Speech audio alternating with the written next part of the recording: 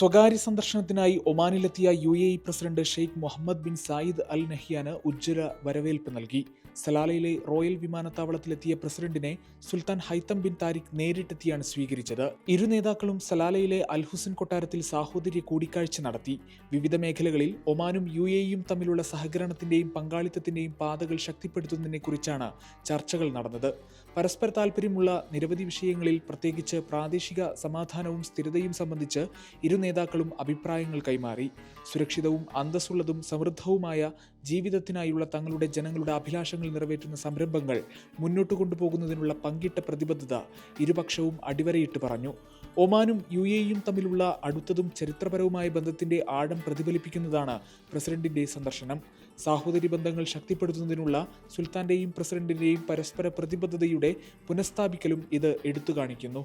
Gulf Madhyamam, Muscat.